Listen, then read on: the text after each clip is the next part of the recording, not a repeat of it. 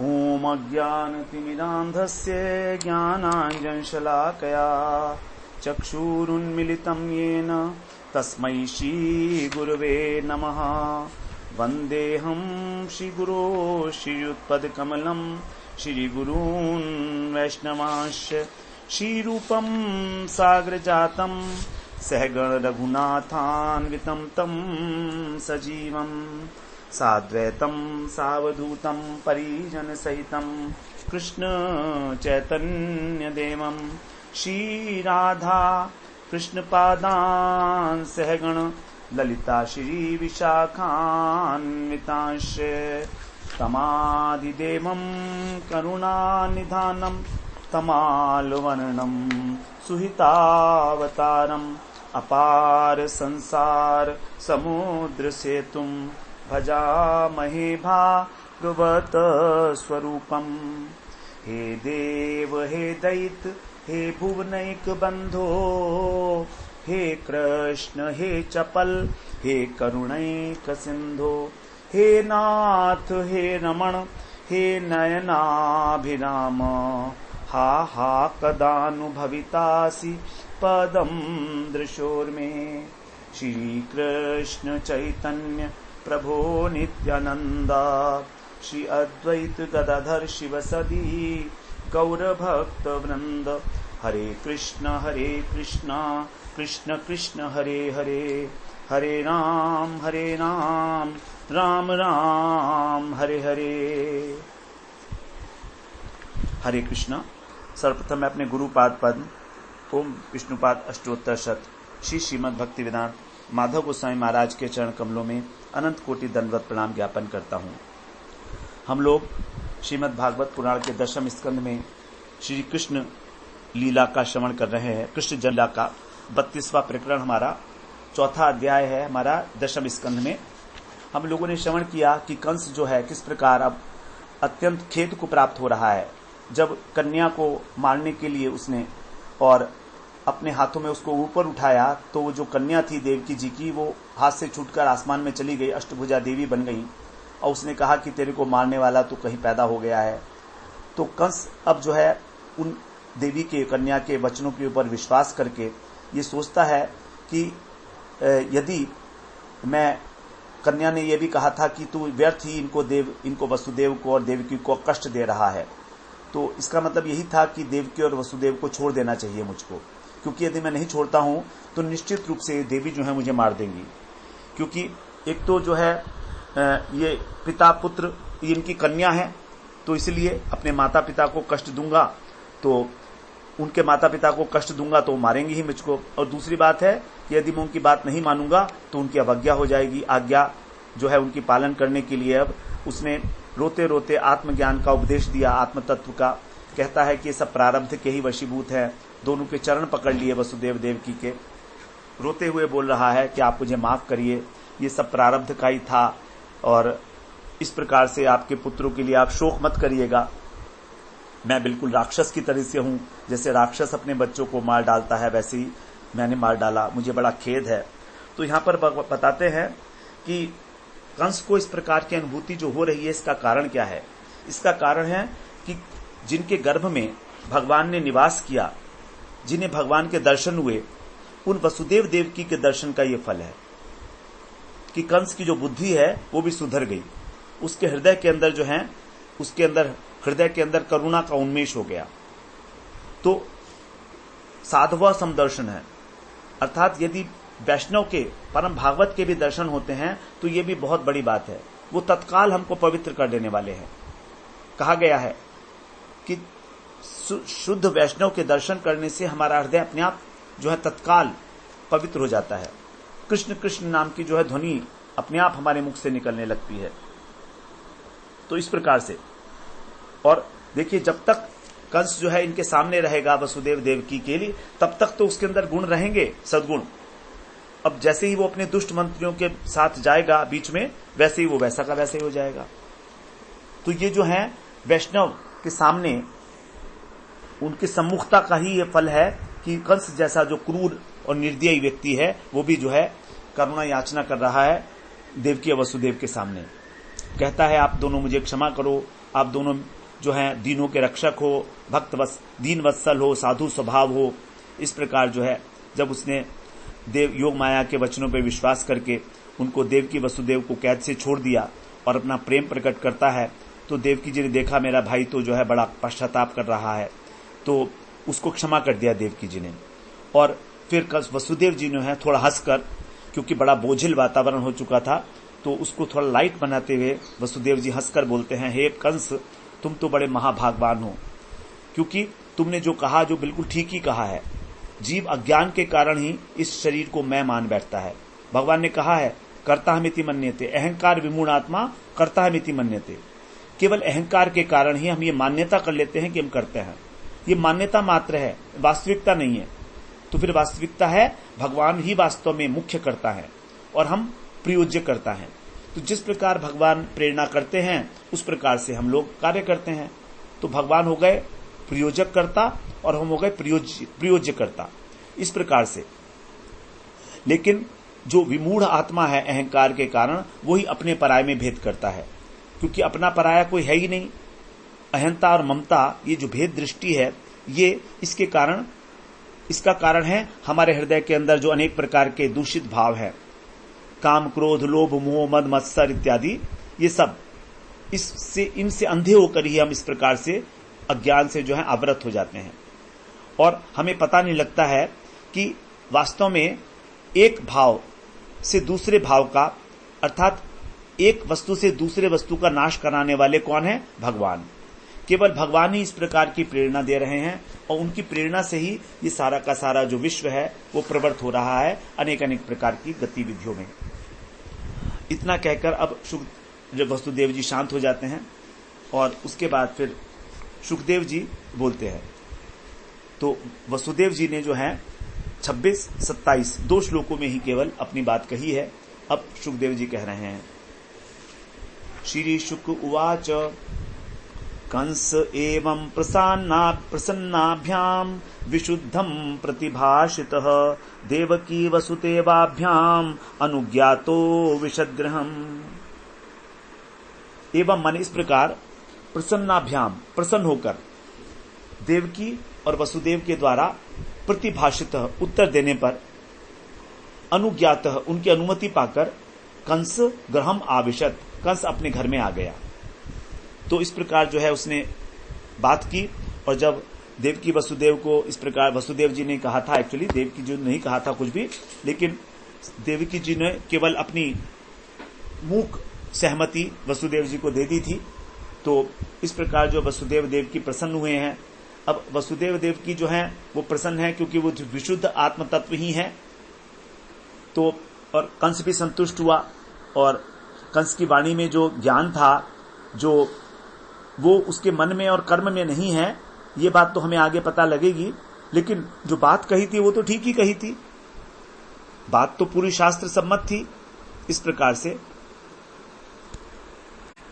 अब भगवान का जन्म हुआ था अर्धरात्रि में और कुछ समय पहले ही जो है वसुदेव जी ब्रज गए थे, तो कृष्ण को छोड़ने के लिए तो आने जाने में भी कुछ समय लगा होगा, तो इसलिए अभी ये रात्रि का एक अंतिम प्रहर चल रहा था जिस समय ये घटना हुई, रात्रि का अंतिम प्रहर।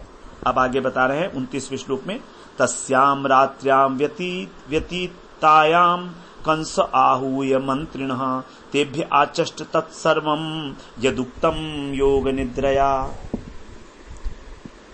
तस्याम रात्रिम व्यतीतायाम, रात्रि का जो है अभी अंतिम प्रहर चल ही रहा था, तो अब जब वो घर आ गया तो उस रात्रि के व्यतीतायाम बीत जाने पर कंस ने मंत्रिण है अपने मंत्रियों को आयु ने बुलाकर और यत माने जो योग निद्रया, जो योग माया ने उससे कहा था, उक्तम ने कहा था, तत्सर्वम, वो सब तेभ्य आचष्ट, उन सबको कह के सुनाया।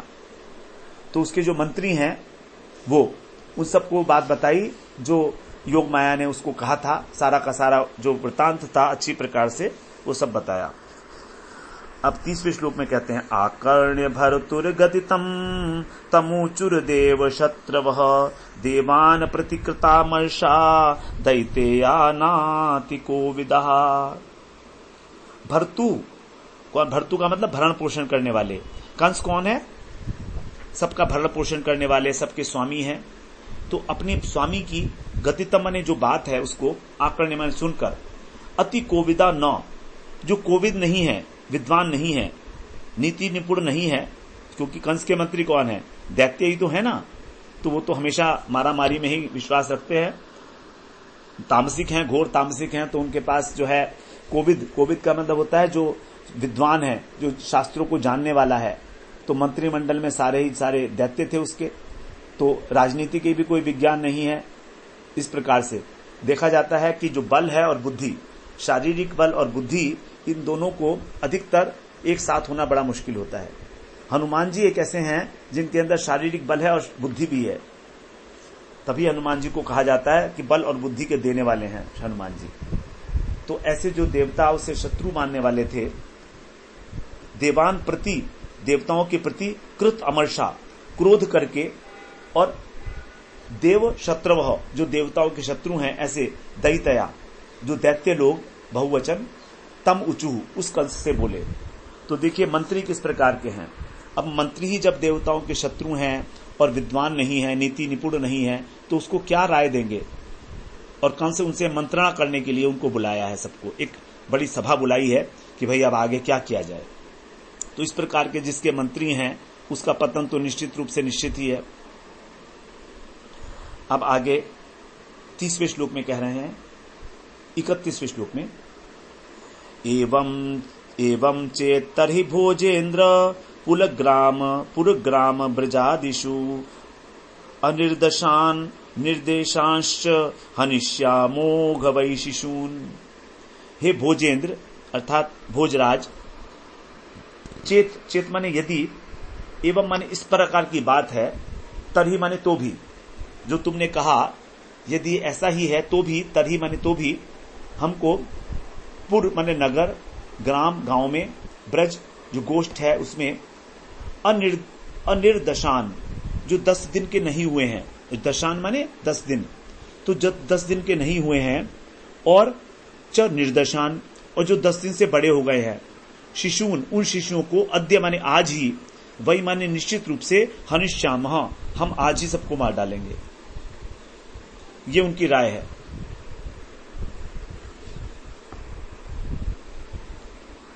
तो 10 दिन जो है उन्होंने डिसाइड किए कि 10 दिन का हम लोग एक पीरियड रख लेते हैं। तो इस प्रकार का राय देते हैं उसको। ग्राम का मतलब होता है जहां पर खेती प्रधान होती है, और ब्रज को कहा गोष्ठ, क्योंकि ब्रज में ग्राम भी होता है, खेती भी है और गोष्ठ भी है, अर्थात गाय भी है। तो योग माया ने तुमको कल रात ही तो बताया है, इसीलिए 10 दिन का मतलब है जिनके भी दांत नहीं निकले हैं। तो जिनके दांत नहीं निकले हैं और जिनके दांत निकल आए हैं, उनको हम आज से ही मारना प्रारंभ कर देंगे। ये योजना बताई। भविष्याम हनिष्याम। अब 32वें श्लोक में बोलते हैं, किमुद्यमै करिष्यन्ति देवा समरभीरवः नित्यम उद्विग्न मनसो जाघोषैर्धनुस्तव। तब धनुष, अब जो है कंस को सांत्वना देते हुए बोलते हैं, तब धनुष, आपका जो धनुष है उसकी ज्या घोषई, उसकी प्रत्यंचा के घोष से, जब आप अपना धनुष चढ़ाते हो, बाण चढ़ाते हो, तो उसकी घोष से नित्यम उद्विग्न, जो हमेशा घबराए रहते हैं ऐसे मन वाले, समर भीरव, युद्ध के अंदर डरने वाले, देवा वो देवता, किम उद्यमई करिष्यन्ति, क्या उद्यम कर लेंगे। तो धनुष की टंकार सुनकर तो हमेशा घबरा जाते हैं। तो ऐसे जो डरपोक देवता हैं वो हमारा कर ही क्या लेंगे। आपको किसी प्रकार की चिंता करने की आवश्यकता नहीं है। कंस को उसके बल का स्मरण करा रहे हैं कि जब जिस समय आप बाणों की वर्षा करते हैं उस समय, आगे 33वें श्लोक में बोलते हैं,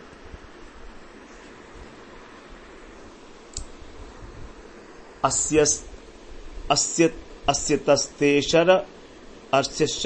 शरव्रातैर हन्यमाना समन्ततः जीजी विश्वः उत्सृज्य पलायन पराययुः। देवताओं के विषय में बता रहे हैं कंस का पराक्रम कितना है। कह रहे हैं ते माने आपके शरव्रातै, जब आप अपने धनुष से बाणों का समूह छोड़ते हो, तो छोड़े जाने पर समन्ततः चारों ओर हन्य माना, जो मारे जाते हैं, और जिजीविष, जो जीने की इच्छा करते हैं, तो अपने को जीवित रखने के लिए उधर उधर जो भाग जाते हैं, ऐसे पलायन परायण देवता उत्सृज्य माने युद्ध में भागकर, पलायन परा भागने में लगकर, ये यू माने इधर उधर भाग जाते हैं। तो जब आप अपने बाणों की वर्षा करते हो सब ओर से, तो घायल होकर जो जीने की इच्छा करने वाले देवता लोग हैं, वे रणभूमि को छोड़कर और भाग जाते हैं, पलायन में ही शरण लेते हैं। उन सोचते हैं कि बस यहां से भाग जाओ तभी रक्षा होगी।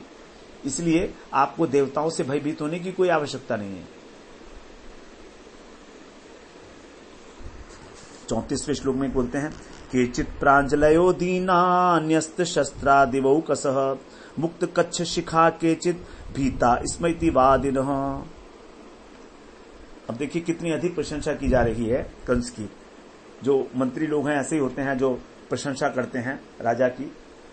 दीना दिवौकस है, जो बेचारे देवता हैं, उनमें किंचित माने कुछ लोग तो प्रांजलय हाथ जोड़कर खड़े हो जाते हैं, कुछ लोग हाथ जोड़कर खड़े हो जाते हैं, और केचित माने कुछ लोग मुक्त कच्छ, जो है अपनी मुक्त कच्छ शिखा, अपनी चोटी के बाल और अपना कच्छ छोड़कर आपकी शरण में आ जाते हैं, बड़ी दीनता प्रकट करते हैं। और न्यस्त शस्त्रा, अपने हथियारों को डालकर कहते हैं भीता स्म, हम डर चुके हैं आपसे, हम भयभीत हैं, इसलिए आप हमारी रक्षा करो, इति वादिन, ऐसा कहते हैं। तो इस प्रकार से कुछ लोग तो भाग जाते हैं और कुछ लोग जो है बिल्कुल अपनी शिखा भी जो है अपनी शिखा को खोल देते हैं और कच्छ को भी खोल देते हैं, और आपकी शरण में आके कहते हैं कि हम भयभीत हैं, आप हमारी रक्षा करो। जब आप बाण छोड़ते हैं तो अस्त्र और शस्त्र, अस्त्र बोलते हैं उसको जो क्षिप्यते इति अस्त्रम, जो फेंक कर मारा जाता है, और जो हाथ से किसी के शरीर पे मारा जाता है उसको बोलते हैं शस्त्र। तो अस्त्र और शस्त्र इस प्रकार से, जैसे तलवार और गदा इत्यादि हैं, वो शस्त्र हैं। तो देवता लोग दीन होकर हाथ जोड़कर खड़े होते हैं, और वस्त्रों को कच्छ खोलने का मतलब अपने वस्त्रों को शिथिल करके, जैसे धोती में हम लोग कांच लगाते हैं ना, गांठ लगाते हैं, तो उस प्रकार से चोटी की गांठ और केश की गांठ भी खोलते हैं और अपने वस्त्रों की गांठ भी खोल देते हैं, और कहते हैं कि हम भयभीत हैं, आप हमको छोड़ दीजिए। 35वां श्लोक बोलते हैं न त्वं विस्मृत शस्त्रास्त्रान् विरथान भय संवृतान हंस्यास्य सक्त विमुखान भग्न चापान युध्यतः। अस्त्र शस्त्रों को विस्मृत, आपके भय से चलाना भूल जाते हैं।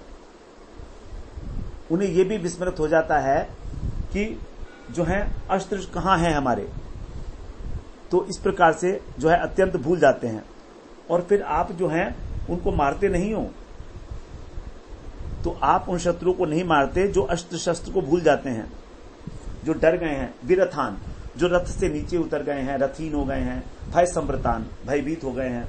और आसक्त विमुखान, और आपसे लड़ते हुए विमुख हो गए हैं, तो उन्हें हथियार कहां फेंक दिए ये भी पता नहीं लगता भय के कारण। रथ टूट गए, तो इस प्रकार से भय से मुक्त होकर वो भयभीत होकर वो कांप रहे होते हैं, और उनका जो मन है केवल अपने प्राण बचाने में रह जाता है, इसलिए वो रणभूमि से विमुख हो जाते हैं, प्राण रक्षा में ही आसक्त होते हैं। आसक्त माने अपने प्राणों की रक्षा के अंदर आसक्त होते हैं। भग्न चापाद, उनके धनुष जो है वो टूट जाते हैं। अयुद्धत, ऐसे जो न युद्ध करने वाले लोग हैं, तो आमने हंसी, आप उन्हें मारते भी नहीं हैं, अर्थात आप इतने उदार हैं।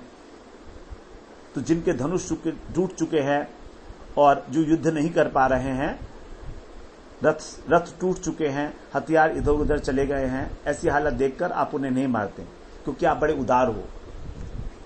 यही एक जो है तरीका होता है जिसको बोलते हैं हम चमचागिरी करना, क्योंकि मंत्री अगर ऐसे होंगे तो बिल्कुल ही वो नष्ट हो जाएगा राजा। किम क्षेम शूरैर विबुधैर असंयुग विकंथनई रहो जुषा किम हरुणा शंभुना वा वनौकसा किमिंद्रेणाल्पवीर्येण ब्रह्मणा वा तपस्यता। तो क्षेम, जो शांति के समय में बड़े वीर बनते हैं, शूरई, और असंयुग, बिना युद्ध के ही विकथन, बड़ी बड़ी बातें करते हैं। देवताओं के विषय में कह रहे हैं कि देवता जो हैं वैसे तो बड़े वीर बनते हैं जहां पर कोई लड़ाई झगड़ा नहीं होता, शांति के समय, क्षेम में, और बिना युद्ध के बड़े बोलते हैं। और विबुधई किम, उन देवताओं से तुम्हें क्या भय, क्योंकि रह जुषा, वो तो एकांत सेवी हैं। एकांत सेवी कौन है? जो एकांत में रहते हैं, विष्णु, शंकर इत्यादि।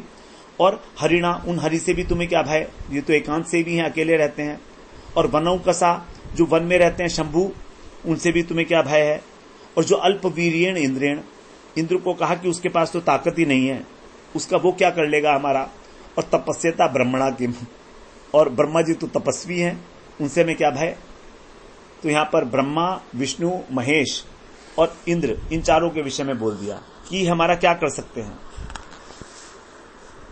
ये हमारा क्या कर सकते हैं। इनमें इनको तो कुछ समझते नहीं है। अहंकार, इतना अहंकार है असुरों में कि देवता जो हैं कैसे हैं कि जब युद्ध नहीं होता तो बड़े शूरवीरता की बातें करते हैं, और इस प्रकार से अपने प्राण बचाते हैं जब युद्ध होता है। तो जहां तक विष्णु का प्रश्न है, वो तो अकेले रहते हैं, क्षीर सागर में सोते रहते हैं, वहां पर एकांत में, वो हमारा क्या कर लेंगे। महादेव जो हैं वो जंगल में रहते हैं, कैलाश के शिखर पर। और इंद्र तो बिल्कुल पराक्रमी नहीं है। ब्रह्मा जी तो तपस्या करते हैं, तो अगर आ भी जाएंगे तो युद्ध क्या करेंगे, उनको युद्ध करना ही नहीं आता है। तो तात्पर्य ये है कि यहां पर अपने बल पराक्रम का इतना अहंकार है कि वो ब्रह्मा, विष्णु, महेश को भी कुछ नहीं समझ रहे हैं। इतना अहंकार, ये असुरों का ही अहंकार है। तथापि देवा सापत्न्यान नोपेक्षा इति मन्महे ततस्तन्मूल खनने न्युंक्ष्वास्मान नुव्रतान। तथापि, ऐसा होने पर भी, अब बात कह रहे हैं सापत्न्य देवा। सापत्न्य माने शत्रु, सापत्नी बोलते हैं सौत को। तो सौत जो है शत्रु के भांति है, इसलिए उसको शत्रु के लिए सापत्न्य शब्द यूज किया जाता है। तो जो शत्रु देवता हैं, उपेक्षा ना, हमें उनकी उपेक्षा नहीं करनी चाहिए। तो इस प्रकार की इति मनमहे, ऐसा हम लोग मानते हैं, ये हमारी राय है आपको। ततः माने इसलिए, उनकी, तत् माने उनकी, मून खनने, जड़ को खोदने के लिए, उनकी जो जड़ है वो उसको उखाड़ फेंकने में, असमान माने हम, अनुव्रतान, जो आपके अनुव्रत हैं, जो आपके अनुचर हैं, न्युंक्ष्व, उनको नियुक्त कर दीजिए।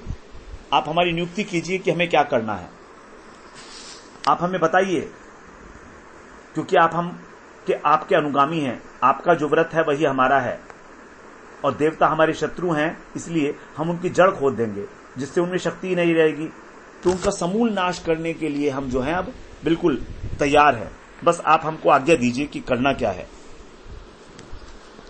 बड़े विश्वास के साथ इस प्रकार जो है असुर लोग तैयार हो गए हैं, और सब लोग अपने अपने पराक्रम, अपने को बड़ा पराक्रमी समझते हुए अब आगे 38वें श्लोक में कह रहे हैं, यथा मयोंगे समुपेक्षितो नृभिर्न शक्यते रूढ़ पदश्चिकित्सितुम् यथेन्द्रिय ग्राम उपेक्षितस्तथा रिपुर्महान बद्ध बलो न चाल्यते। यथा, जिस प्रकार से, अंगे, इस शरीर में, आमय माने रोग, यदि शरीर में कोई रोग हो जाता है तो नभी, जो मनुष्य है, उनके द्वारा सम उपेक्षित है। यदि उपेक्षा की गई तो रूढ़ पद है, वो अपना पैर जमा लेता है। तो यदि हमारे शरीर में कोई रोग हो गया, हमने उसकी उपेक्षा कर दी, तो वो अपना पैर जमा लेगा, पक्का हो जाएगा। इसीलिए चिकित्सुतुम, उसकी चिकित्सा करना न शक्य थे, उसकी चिकित्सा नहीं की जा सकती, क्योंकि अब तो वो जड़ जमा ली उसने। तो इसलिए हमको किसी भी प्रकार जो उपेक्षा नहीं करनी चाहिए, कहीं जड़ ना जमा ले। यथा माने जैसे, इंद्रिय ग्राम उपेक्षित है, जैसे इंद्रिय ग्राम, जो हमारी इंद्रियां हैं, यदि हम उनकी उपेक्षा कर दें तो फिर उपेक्षित माने उपेक्षा करने पर, तथा वैसे ही वो बड़ी महान हो जाती हैं, बल बद्ध रिपु, बड़ी बल वाली शत्रु के समान हो जाती हैं, चाल्यते न, फिर उनको विचलित नहीं किया जा सकता। तो उसी प्रकार से जो हमारा शत्रु है, यदि हम उसकी उपेक्षा कर दें और वो अपना पांव जमा ले, फिर उसको हराना बड़ा कठिन है। तो दो उदाहरण दिए यहां पर, एक रोग का और एक इंद्रियों का। तो रोग जो है, आप उसकी कभी भी उपेक्षा नहीं करें। नीति की बात कर रहे हैं हम यहां पर कि नीति क्या है। तो कभी भी छोटा समझकर रोग को उपेक्षा ना करे। यदि अंग में कोई फोड़ा हो गया या फुंसी हो गई, उसको ऐसे ना समझे। बाद में जो है बड़ा रोग हो जाएगा और हो सकता है कि शरीर का वो अंग काटना भी पड़े, तो उसकी चिकित्सा नहीं कर सकते। उसी प्रकार से जो हमारी इंद्रियां हैं उनकी भी उपेक्षा नहीं करे। कैसे कि इंद्रियों के द्वारा हमने किसी भी प्रकार के भोग को ग्रहण कर लिया, कुछ भी खा लिया, कुछ भी देख लिया, कुछ भी सुन लिया, ये उपेक्षा है। तो इस प्रकार जब इंद्रिय बलवान हो जाएंगी अभ्यास करने पर, तो उनका दमन नहीं कर सकते। बड़ी बड़ी मार्मिक, बड़ी इंपॉर्टेंट बात बता रहे हैं यहां पर। तो हमारी इंद्रियां जो बलवान हुई हैं वो हमारे ही कारण हुई हैं। हमने उनको बलवान बनाया है बार बार उनको भोग विषय देकर। तो इस प्रकार से हमें अपनी इंद्रियों के बल को क्षीण करना चाहिए कि वो हमारे ऊपर जो है हावी ना हो पाए, मन के ऊपर हावी ना हो पाए, हमारा मन ही ना करे भोग में जाने का। इस प्रकार से तो फिर उनको हम दमन नहीं कर सकते। उसी प्रकार यदि हमने शत्रु को छोटा समझ लिया, उपेक्षा कर दी, तो बड़ा ताकतवर हो जाएगा, वो संगठन बना लेगा। तो उसको न चाल्यते, भगाना बड़ा आसान, भड़ाना मुश्किल है। न चाल्यते, हराना संभव नहीं हो पाएगा।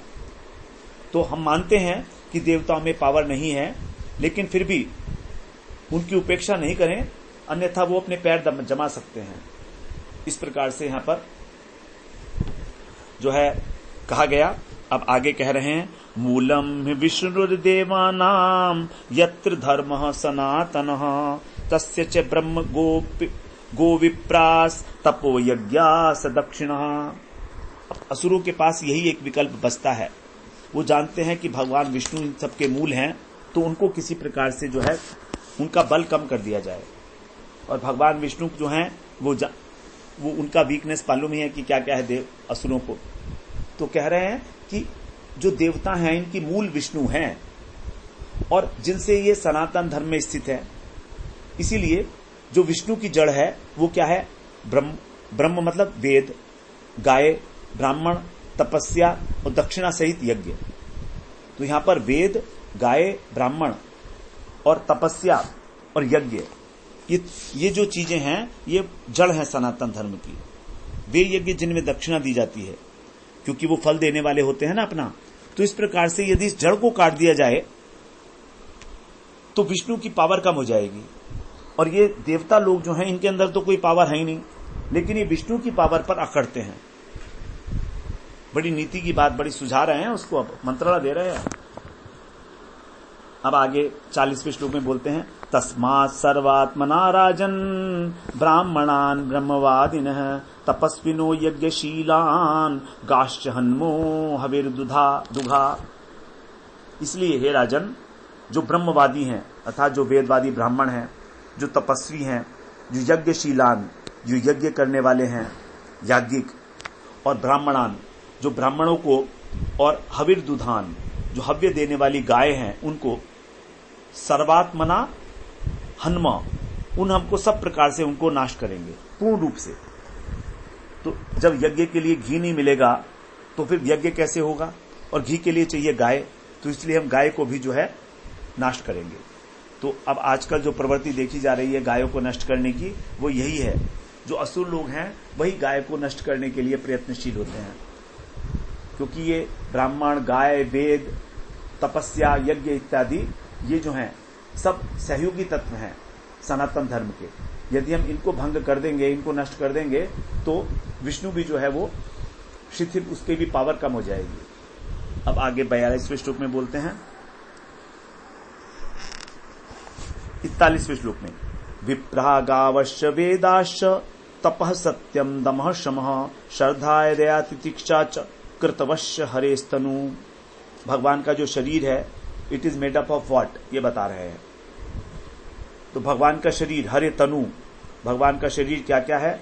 ब्राह्मण, गाय, वेद, तपस्या, इसके विषय में तो आ चुका। इसके बाद सत्य, शम, दम, श्रद्धा, दया और तितिक्षा और यज्ञ। तो पहले बताया उन्हें ब्राह्मण, गाय, वेद, तपस्या और यज्ञ, 5 चीजें।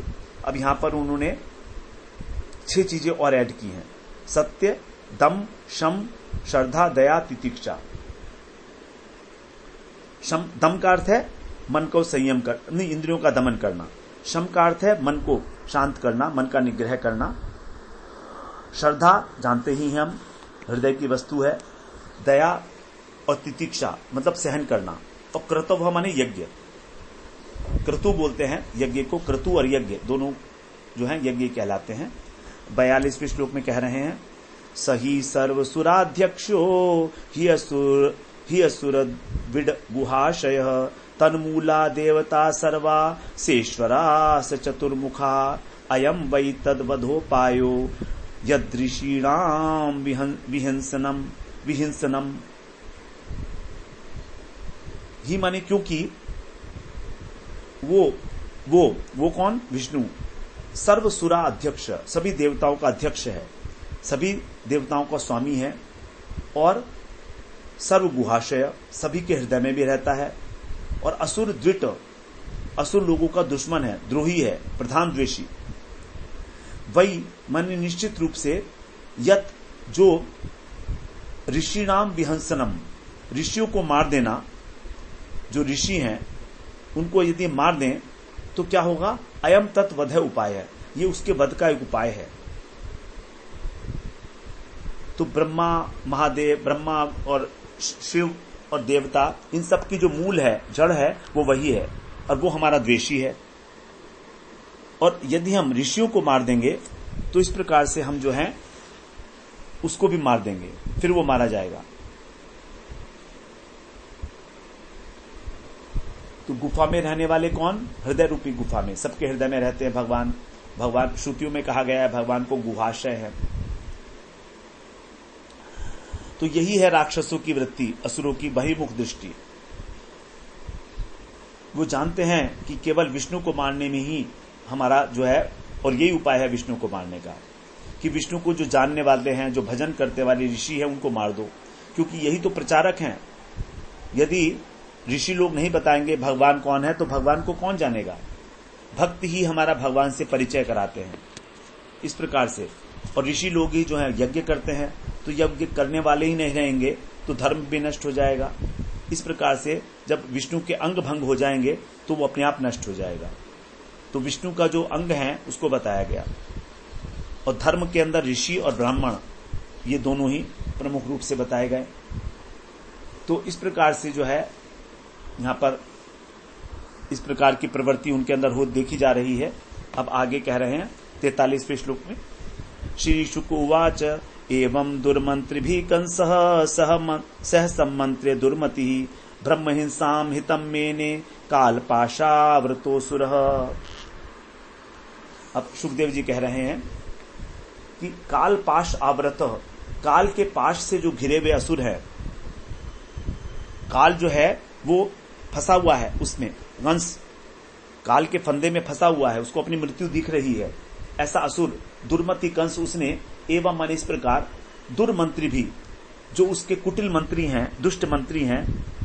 तो कंस की एक तो अपनी बुद्धि बिगड़ी हुई है, और उसके जो मंत्री हैं वो भी उससे बढ़कर दुष्ट है, दुर्मति। ऐसे सह सम्मंत्री है, सबसे सलाह करके ब्रह्म हिंसाम हितम मेने, ब्रह्म हत्या में ही अपना भला माना कि चलो ठीक है ब्राह्मणों को मार डालना चाहिए। ये निर्णय हो गया सभा के अंदर, क्योंकि तभी जो है हम लोग विष्णु को जीत पाएंगे जब उसके अंग भंग हो जाएंगे। तो सबकी बुद्धि भ्रष्ट है, बुद्धि से विचार किया जाता है। तो जिसका संगी, जिसका जैसा संग उसका वैसा रंग, तो संग से ही रंग चढ़ता है। तो इसलिए कहते हैं कि भक्त को हमेशा दुस्संग को त्याग करना चाहिए, सत्संग करना चाहिए, क्योंकि सत्संग करेगा तो भजन होगा, सत्संग नहीं करेगा तो भजन कैसे करेगा। इस प्रकार उन्होंने ब्राह्मणों की हत्या करने का निर्णय ले लिया। अब आगे 44वें श्लोक में बोलते हैं, संदिश्य साधु लोकस्य कदने कदन प्रियान काम रूप धनान दिक्षु दानवान गृहमाविशत। काम रूप धनान, जो असुर होते हैं उनके माया होती है, तो इसलिए अपनी इच्छा अनुसार वो अपने रूप धर सकते हैं। ऐसे कदन प्रियान, कदन का मतलब हिंसा, तो ऐसे जो हिंसा प्रिय दानव हैं वे, उनको साधु लोकस्य, जो सत्पुरुष लोग हैं, उनकी दिक्षु कदने, सभी दिशाओं में हिंसा करने का संदिश्य आदेश देकर और ग्रहम आविशत, अपने घर के भीतर चला गया। तो कंस ने जो है इस प्रकार का आदेश दे दिया कि जितने भी संत पुरुष हैं, जितने भी ऋषि हैं, भक्त हैं, इन सबको तुम मारो। निर्णय हो चुका है कि जहां भी तुम गाय को, ब्राह्मण को, तपस्वियों को, ऋषियों को देखो, धर्म के सभी अंगों को नष्ट कर दो, और सभी दिशाओं में जो है उनको नियुक्त करके अपने घर चला गया। तो यही राक्षसों की प्रवृत्ति बताई है। साधु लोकस्य कदने प्रियाम, साधु समाज में जिनको हिंसा करना प्रिय लगता है, कदरे माने हिंसा, हिंसा जिनकी प्रिय है, ऐसे लोग जो हैं हिंसा परायण लोगों के लिए यहां पर कहा गया। अब आगे कहते हैं, ते वै रजः प्रकृतयस तमसा मूढ़ चेतसः सताम विद्वेषमाचेरुर आरादागतम मृत्युवः। 45वें श्लोक। ते माने वे, वै माने निश्चित रूप से, रजः प्रकृति है, रजोगुणी प्रकृति है, इनकी जो है रजोगुणी प्रकृति है, और तमसा और तमोगुणी प्रवृत्ति है, इसके कारण उन्हें क्रोध आ रहा है। तो रजोगुणी प्रकृति के कारण जो है उनका बुद्धि काम नहीं कर रही है, विक्षेपित है, और तमोगुणी के कारण क्रोध आ रहा है। तो उचित और अनुचित विवेक नष्ट हो गया, रजोगुण के कारण विक्षेपित हो गया, और तमोगुण के कारण क्रोध से भर गए, मूढ़ हो गए। तो ऐसे मूढ़ चेतसः, ऐसे मूढ़ मंदे, आरात माने जिनके समीप मृत्यु है आगत, जिनके समीप मृत्यु आ ही गई थी, अर्थात जिनके सिर पर मौत नाच रही थी, ऐसे सताम विद्वेषम आचेरु, सत्पुरुषों से शत्रुता करने लगे। अब सत्पुरुषों ने इनका क्या बिगाड़ा? सत्पुरुषों ने इनका क्या बिगाड़ा जो इनसे द्वेष कर रहे हैं? गाय को मारेंगे जी, साधु पुरुषों को, भक्तों को मारेंगे। अब क्योंकि राजविलास, राजसी प्रवृत्ति है, भोग विलास, भोग बुद्धि है, और तमोगुण इतना अधिक है कि कुछ सोच भी नहीं पा रहा है। जो सीधी चीज है उसको उल्टी करके सोचता है तमोगुणी व्यक्ति। सर्वार्थान विपरीतांश, गीता में कहा कि सभी बातों का वो विपरीत अर्थ निकालता है, उल्टी बात सोचता है, ऐसा होता है तमोगुण। तो रजोगुणी तमोगुणी बुद्धि कैसे होती है, भगवान ने वहां गीता में बताई है 18वें अध्याय में। तो इस प्रकार से इनकी जो मृत्यु है वो बिल्कुल पास ही आ गई थी, और वो सब मिलकर साधुओं से द्वेष करने लगे। आयुष्यम यशो धर्मम लोकानाशिष एव च हंतिष्यांसि सर्वाणि पुंसो महदतिक्रमः।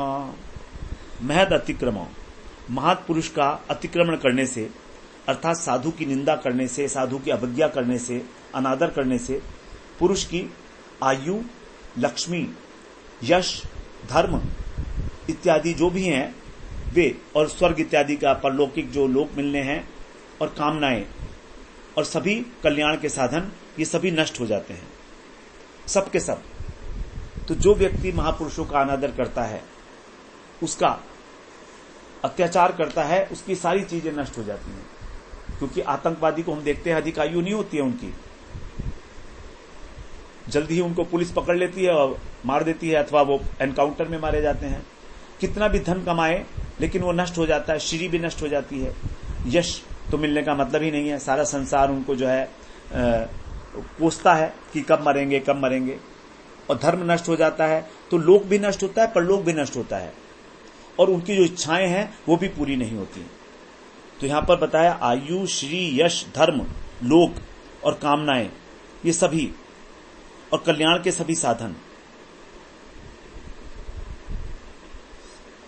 7 चीजें यहां पर बताई कि महापुरुष की अवज्ञा करने से ये सब की सब नष्ट हो जाती हैं।